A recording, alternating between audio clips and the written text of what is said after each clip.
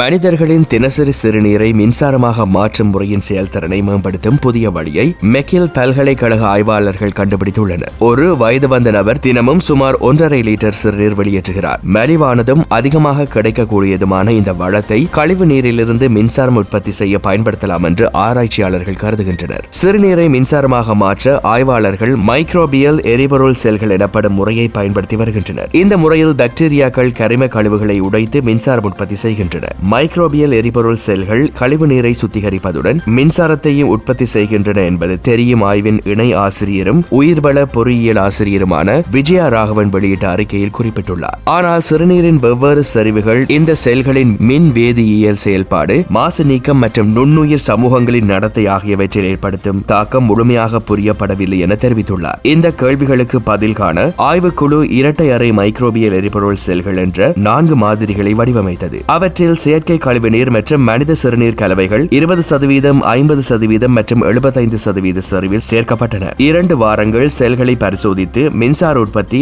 மாசு நீக்கம், நீர் சுத்திகரிப்பு திறன் மற்றும் மின் வேதியியல் செயல்பாடுகள் மதிப்பாய்வு செய்யப்பட்டன. முடிவில் 50% முதல் 75% வரை சிறுநீர் கொண்ட செல்களில் அதிக மின்சார உற்பத்தி பதிவானது. சிறுநீரில் உள்ள அவசியமான அயன்கள் மற்றும் கரிம சேர்மங்கள் நுண்ணுயிர்களின் செயல்பாட்டை விரைவாக தூண்டுகின்றன. இது மின்சார உற்பத்தியையும் மாசு சிதைவையும் மேம்படுத்துகிறது என்று ராகவன் விளக்கினார். இந்த பரிசோதனையில் பரிசோதிக்கப்பட்ட பேட்டரிகள் பலவிதமான பாக்டீரியாக்களின் கலவையை கொண்டிருந்தன. அதில் செடிமினி பாக்டீரியம் மற்றும் கொமாமோனாஸ் எனும் இனங்கள் ஆதிக்கம் செலுத்தியதாக ஆய்வாளர்கள் தெரிவித்தனர். குறிப்பாக 50% சிறுநீர் உள்ள செல்களில் இந்த நுண்ணுயிர்கள் அதிக அளவில் இருந்தன. சிறுநீரின் அளவு வளரக்கூடிய நுண்ணுயிர்களின் வகைகளையும் மொத்த அமைப்பின் செயல்திறனையும் தீர்மானிக்கும் என்று ஆய்வாளர்கள் கூறுகின்றமை குறிப்பிடத்தக்கது.